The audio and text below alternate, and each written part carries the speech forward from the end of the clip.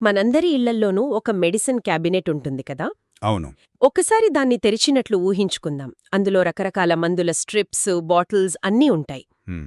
వాటిని చూస్తూ ఒక వ్యక్తి, బహుశా మన స్నేహితుడు అనుకుందాం, అసలిన్ని మందులు నాకు నిజంగా అవసరమా అని ఆలోచిస్తున్నాడు.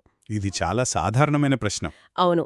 ఒకటి ఉదయం, ఒకటి రాత్రి, ఇంకోటి భోజనం తర్వాత. ఇవన్నీ సరిగ్గా కలిసి పనిచేస్తున్నాయా, లేక ఒకదానికొకటి అడ్డుపడుతున్నాయా? ఈ కన్ఫ్యూజన్ చాలామందికి ఎదురయ్యేదే. నిజమే. ఈ రోజు మనం సరిగ్గా ఇలాంటి ప్రశ్నలకు ఫార్మసిస్టులు ఎలా సమాధానమిస్తారో తెలుసుకోబోతున్నాం. ఆ, అంటే ఇది కేవలం అనుభవం మీద చెప్పే మాట కాదు. అదే, వాళ్ళు ఒక నిర్దిష్టమైన ప్రణాళికాబద్ధమైన పద్ధతిని ఉపయోగిస్తారు. హ్మ్. దాని పేరే pharmacist patient care process. Correct. ఈరోజు మనం ఆ పద్ధతి లోతుల్లోకి వెళ్లబోతున్నాం. దీనికోసం మన దగ్గర ఫార్మసీ ప్రాక్టీస్ పై ఒక టెక్స్ట్ బుక్ నుండి తీసుకున్న కొన్ని కీలక భాగాలున్నాయి. చూడండి, ఈ మొత్తం వ్యవస్థకు 3 ముఖ్యమైన ఆధారాలున్నాయి. ఓకే, మూడో ఆధారాలు. ఒకటి, వారి వృత్తి పట్ల వారికున్న నిబద్ధత, అంటే రోగి శ్రేయస్సే వారి ప్రథమ కర్తవ్యం అని నమ్మడం. రైట్. రెండవది, మనమిప్పుడు వివరంగా చర్చించబోయే ఆ సంరక్షణ ప్రక్రియ. ఈ ప్రాసెస్ అన్నమాట. అంతే, రోగికి సహాయం చేయడానికి వారు వేసే అడుగులు. ఇక మూడవది, ఈ పనిని సమర్థవంతంగా చేయడానికి అవసరమైన వ్యవస్థ. వ్యవస్థ అంటే మంచి సిబ్బంది, సరైన టెక్నాలజీ మరియు పనిచేసే వాతావరణం. ఈ 3 కలిస్తేనే రోగికి ఉత్తమమైన సేవ అందుతుంది. సరే, అయితే నా మొదటి ప్రశ్నతోనే మొదలుపెడతాను. తప్పకుండా. అసలు ఇలాంటి ఒక ప్రామాణిక ప్రక్రియ అవసరమెందుకొచ్చింది? ఎన్నో ఏళ్లుగా ఫార్మసిస్టులు రోగులకు సలహాలిస్తున్నారు కదా, డాక్టర్లతో మాట్లాడుతున్నారు. అవును. అంతా బాగానే జరుగుతున్నప్పుడు కొత్తగా ఈ సిస్టమ్ ఎందుకు? మంచి ప్రశ్న. ఇక్కడే అసలు సమస్య ఉంది. బాగానే జరుగుతోంది అని మనకు అనిపించినా అందులో ఒక స్థిరత్వం ఉండేది కాదు. ఓకే, అంటే కన్సిస్టెన్సీ లేదంటారు. అంతే. ఉదాహరణకు, ఒక ఫార్మసిస్ట్ మెడికేషన్ రివ్యూ అనే సేవనందించేవారు. ఇంకో ఫార్మసిస్ట్ అదే పనిని కంప్లీట్ మెడికేషన్ మేనేజ్మెంట్ అనేవారు. పేర్లు వేరు, కాని పని ఒకటే. దాదాపొకటే. కొన్నిసార్లు దీనికి రివర్స్లో జరిగేది. ఇద్దరూ కౌన్సిలింగ్ అనే పదం వాడేవారు, కాని ఒకరు కేవలం మందు ఎలా వేసుకోవాలో చెబితే ఇంకొకరు ఆ మందు వల్ల వచ్చే సైడ్ ఎఫెక్ట్స్, జీవనశైలి మార్పుల గురించి గంటసేపు వివరించేవారు. కరెక్ట్. అర్థమైంది. అంటే బయటివారికి, అంటే రోగులకు, డాక్టర్లకు, ఇన్షూరెన్స్ కంపెనీలకు ఫార్మసిస్ట్ అసలు ఏం చేస్తున్నారో స్పష్టంగా తెలిసేది కాదన్మాట. ఖచ్చితంగా. అందరూ ఒకే భాష మాట్లాడటానికి ఈ ప్రామాణిక ప్రక్రియను తీసుకొచ్చారు. నిజమే. ఒక ఫార్మసిస్ట్ చేసే పనిని కొలవాలన్నా, దాని విలువను నిరూపించాలన్నా అందరూ ఒకే పద్ధతిని అనుసరించాలి. హ్మ్, అప్పుడే ఫార్మసిస్ట్ జోక్యం వల్ల రోగికి ఎంత మేలు జరిగింది అని మనం లెక్కించగలం. ఈ ప్రక్రియ ఆ స్పష్టతనిస్తుంది. సరే, అయితే ఈ ప్రక్రియలోకి వెళ్దాం. ఇందులో 5 దశలున్నాయంటున్నారు. అవును. మనం ఇందాక ఊహించుకున్న మన స్నేహితుడినే ఉదాహరణగా తీసుకుందాం. అతను తన హై బీపీ మందుల గురించి కన్ఫ్యూజన్లో ఉన్నాడు. అతను ఫార్మసిస్ట్ దగ్గరికి వెళ్తే ఈ ప్రక్రియ ఎలా మొదలవుతుంది? మొదటి దశ సమాచార సేకరణ. అవును. కరెక్ట్. ఇది కేవలం మీరు ఏ మందులు వాడుతున్నారు అని అడగడం మాత్రమేనా? అంతకంటే చాలా ఎక్కువ. ఈ దశలో ఫార్మసిస్ట్ ఒక డిటెక్టివ్ లాగా ఆలోచిస్తారు. ఇక్కడ 2 రకాల సమాచారం సేకరిస్తారు. ఒకటి, సబ్జెక్టివ్ సమాచారం. సబ్జెక్టివ్ అంటే సింపుల్గా చెప్పారంటే రోగి చెప్పే సొంత కథ. మన స్నేహితుడు, ఈ మధ్య నాకు కొంచెం తల తిరుగుతున్నట్లు అనిపిస్తోంది అని చెప్పడం సబ్జెక్టివ్ సమాచారం. ఓకే, వాళ్ళ అనుభవాలు. అంతే. అలాగే మందుల ఖర్చు ఎక్కువగా ఉందని చెప్పడం, లేదా ఒక స్పెసిఫిక్మైన బ్రాండ్ మీద నమ్మకం ఉందని చెప్పడం కూడా ఇందులోకే వస్తుంది. ఓకే, అంటే రోగి అనుభవాలు, అభిప్రాయాలు. మరి రెండో రకం? రెండోది ఆబ్జెక్టివ్ సమాచారం. అంటే కొలవగలిగే నిజాలు. ఫ్యాక్ట్స్.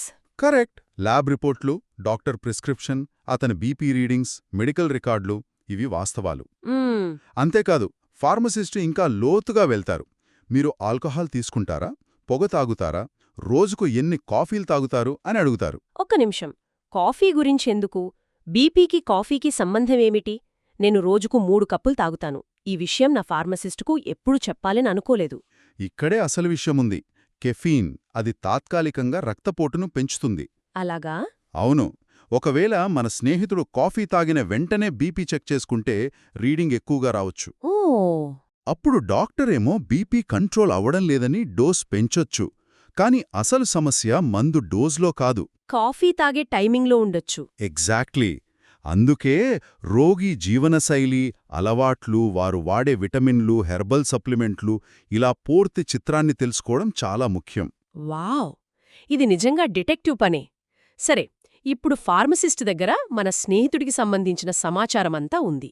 ఉంది. అతని మెడికల్ రిపోర్ట్స్, అతని చెప్పిన తలతిరుగుడు కథ, అతని కాఫీ అలవాటు ఇవన్నీ ఉన్నాయి. ఇప్పుడేం చేస్తారు? తర్వాటి దశ అంచదా అంటున్నారు, అసెస్. అవును, అసెస్. ఈ డేటాని ఎలా విశ్లేషిస్తారు? ఇది ఈ ప్రక్రియలోనే అత్యంత కీలకమైన దశ. ఇక్కడ ఫార్మసిస్టు తన నాలెడ్జ్ను ఉపయోగిస్తారు. వాళ్లు సేకరించిన సమాచారాన్ని వడపోసి మన స్నేహితుడు వాడుతున్న ప్రతి మందును 4 కోణాల్లోంచి పరీక్షిస్తారు. ఆ 4 కోణాలు ఏమిటి? మన స్నేహితుడి బీపీ మందు ఉదాహరణతో వివరిస్తారా? తప్పకుండా. మొదటిది సూచన, అంటే ఇండికేషన్. ఇండికేషన్. అసలు మన స్నేహితుడికి ఈ బీపీ మందు అవసరమా? అతని బీపీ స్థాయికి ఈ మందు సరైనదేనా? కొన్నిసార్లు అవసరం లేకపోయినా మందులు వాడుతుంటారు. లేదా అవసరమైన మందును వాడకుండా ఉంటారు. కరెక్ట్. దీన్ని చెక్ చేస్తారు. రెండవది ప్రభావం, ఎఫెక్టివ్నెస్. ఓకే. మందు అనుకున్నట్లు పనిచేస్తోందా? అతని బీపీ రీడింగ్స్ కంట్రోల్లోకొస్తున్నాయా? లక్ష్యం నెరవేరకపోతే బహుశా డోస్ సరిపోవడం లేదా అతను మందును సరిగ్గా వాడటం లేదా అని విశ్లేషిస్తారు. రైట్. మూడవది భద్రత, సేఫ్టీ. ఇది చాలా ముఖ్యం. సేఫ్టీ? అతను చెప్పిన తలతిరుగుడు ఈ మందు వల్ల వచ్చే సైడ్ ఎఫెక్ట్ ఏమైనా అయ్యుండొచ్చా? ఓకే. బీపీ మందులు కొన్నిసార్లు డోస్ ఎక్కువైతే బీపీని మరీ తగ్గించి తలతిరుగుడుకు కారణమవుతాయి. ఇది రోగికి సురక్షితమేనా అని చూస్తారు. అంటే రోగి చెప్పిన ఒక చిన్న లక్షణాన్ని మందుతో ముడిపెట్టి చూస్తారన్నమాట. ఇది చాలా ఆసక్తికరంగా ఉంది. ఇక నాలుగవది కట్టుబడి ఉండటం, అడ్హెరెన్స్. అడ్హెరెన్స్. రోగి మందులను సూచించిన విధంగా తీసుకోగలుగుతున్నారా?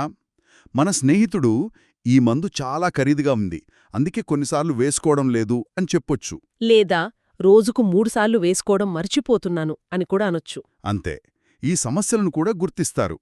ఈ 4 కోణాల్లో విశ్లేషించిన తరువాత ఫార్మసిస్ట్ సమస్యలన్నిటినీ ఒక జాబితాగా రాసుకుంటారు. ఓకే. ఉదాహరణకు 1. మందు డోస్ ఎక్కువగా ఉండటం వల్ల తలతిరుగు వస్తోంది, భద్రతా సమస్య. 2. కాఫీ ఎక్కువగా తాగడం వల్ల బీపీ రీడింగ్స్లో తేడా వస్తోంది, ప్రభావ సమస్య. ఓకే. సమస్యలను గుర్తించారు. ఇప్పుడు పరిష్కారం కావాలి. తర్వాతి దశ ప్రణాళిక, ప్లాన్. అవును, ప్లాన్. అంటే ఫార్మసిస్ట్ ఒక కొత్త ప్రిస్క్రిప్షన్ రాస్తారా? కాని వారికి ఆ అధికారం ఉండదు కదా. ఈ ప్లాన్ ఎలా ఉంటుంది? మీరు సరిగ్గా పాయింట్ పట్టుకున్నారు. ఈ ప్లాన్ అనేది ఫార్మసిస్ట్ ఒంటరిగా తయారుచేసేది కాదు. దీని ముఖ్య లక్షణం సహకారం, కొలాబరేషన్. అంతే. ఇది రోగి మరియు ఇతర ఆరోగ్య నిపుణులతో కలిసి రూపొందించబడుతుంది.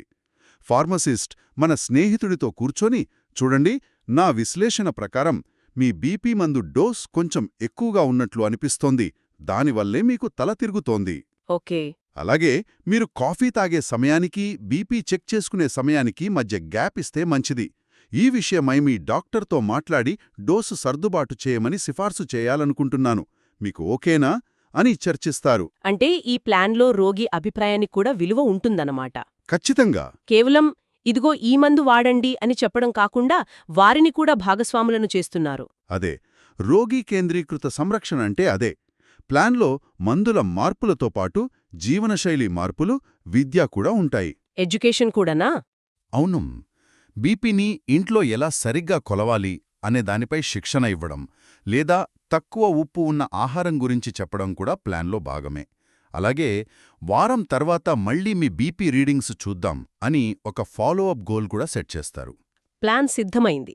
మన స్నేహితుడు, ఫార్మసిస్ట్ ఇద్దరు ఒప్పుకున్నారు. ఇప్పుడు దాన్ని ఆచరణలో పెట్టాలి. తర్వాతి 2 దశలు అమలు, ఇంప్లిమెంట్. అవును. మరియు ఫాలోఅప్. ఇవి సూటిగా అనిపించినా వీటిలో కూడా ఏవైనా ముఖ్యమైన విషయాలున్నాయా? ఉన్నాయి. అమలు దశలో కమ్యూనికేషన్ చాలా ముఖ్యం. ఫార్మసిస్ట్ నేరుగా డాక్టర్తో మాట్లాడతారు. ఓకే. మిస్టర్ రావ్ విషయంలో నా పరిశీలన ఇది. బీపీ డోస్ తగ్గించమని సిఫార్సు చేస్తున్నాను, మీ అభిప్రాయమేమిటి అని శాస్త్రీయ ఆధారాలతో వివరిస్తారు. డాక్టర్ అంగీకరించిన తర్వాతే అమలు చేస్తారు. కరెక్ట్. ఇక్కడే ఇంకో కీలకమైన పని జరుగుతుంది, డాక్యుమెంటేషన్. డాక్యుమెంటేషన్ అంటే రికార్డ్స్ రాయడం కదా. ఇది కేవలం రికార్డ్ కీపింగ్ కోసమేనా, లేక దీని వెనక ఏదైనా పెద్ద ఉద్దేశం ఉందా? ఇక్కడే మనం పెద్ద చిత్రాన్ని చూడాలి. ఈ డాక్యుమెంటేషన్ కేవలం ఫార్మసిస్టు తన పనిని రికార్డ్ చేసుకోవడానికి మాత్రమే కాదు, మరి దేనికి? ఇది వారి విలువను నిరూపించడానికి ఒక ఆధారం. వారి విలువను. ఓకే. గతంలో ఫార్మసిస్టు చేసే ఈ మేధోపరమైన పనికి ఎలాంటి రికార్డుండేది కాదు. కాని ఈ కొత్త ఫ్రేమ్వర్క్లో వారు ప్రతి దశను డాక్యుమెంట్ చేస్తారు. నేను ఈ సమస్యను గుర్తించాను, ఈ విశ్లేషణ చేశాను, ఈ ప్రణాళికను సిఫార్సు చేశాను, దీనివల్ల రోగికి ఈ ఫలితం వచ్చింది అని స్పష్టంగా ఉంటుంది. అంటే భవిష్యత్తులో ఆరోగ్య వ్యవస్థలో ఈ ఫార్మసిస్ట్ జోక్యం వల్ల మన స్నేహితుడికి తలతిరుగుడు తగ్గింది, అతని బీపీ కంట్రోల్లోకి వచ్చింది. అవును. బహుశా అనవసరమైన డాక్టర్ సందర్శన లేదా హాస్పిటల్ అడ్మిషన్ తప్పింది అని చెప్పడానికి ఈ డాక్యుమెంటేషన్ ఉపయోగపడుతుందన్నమాట. ఎగ్జాక్ట్లీ. దీన్నే విలువ ఆధారిత సంరక్షణ అంటారు. Value based care. Value based care అంటే ఎన్ని మందులమ్మారు అన్నదానిపై కాకుండా రోగి ఆరోగ్యాన్ని ఎంత మెరుగుపరిచారు అన్నదానిపై ఫార్మసిస్టులకు గుర్తింపు, చెల్లింపులు లభించే వ్యవస్థకిది పునాది వేస్తుంది. ఓకే. మరి ఫాలోఅప్? ఇక ఫాలోఅప్ విషయానికొస్తే ఇదొక నిరంతర ప్రక్రియ.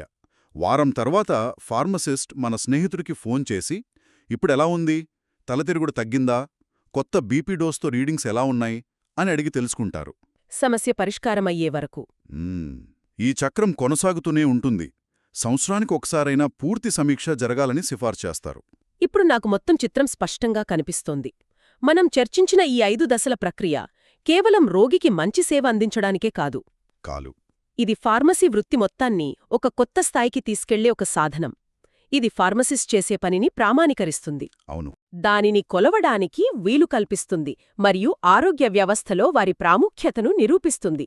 నేను ఈ చర్చ నుండి గ్రహించిన ముఖ్యమైన విషయమేమిటంటే, ఈ ప్రక్రియ ఫార్మసిస్ట్ పాత్రను కేవలం మందులు పంపిణీ చేసే వ్యక్తి నుండి రోగి యొక్క మొత్తం మందుల చికిత్సను నిర్వహించే ఒక కీలకమైన మేనేజర్గా, ఒక సమస్య పరిష్కర్తగా మారుస్తుంది. ఖచ్చితంగా.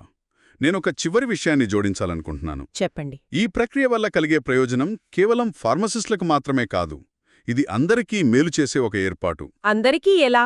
రోగుల వైపు నుండి చూస్తే ఇది ఒక పారదర్శకమైన ఫ్రేమ్వర్క్. నా ఫార్మసిస్ట్ నా కోసం ఏమి చేస్తున్నారు అని వారికి స్పష్టంగా తెలుస్తుంది. రైట్. ఇది వారిలో ఒక భరోసాను, తమ ఆరోగ్యంపై ఒక నియంత్రణను ఇస్తుంది. ఇక డాక్టర్లు, నర్సుల వైపు నుండి చూస్తే వారి బృందంలో ఫార్మసిస్ట్ నైపుణ్యాన్ని సులభంగా ఉపయోగించుకోవడానికి ఇది సహాయపడుతుంది. ఓకే. ఆరోగ్య వ్యవస్థకు ఈ కీలకమైన పనిని గుర్తించడానికి, విలువ కట్టడానికి మరియు ప్రోత్సహించడానికి ఇది వీలు కల్పిస్తుంది. అద్భుతంగా చెప్పారు.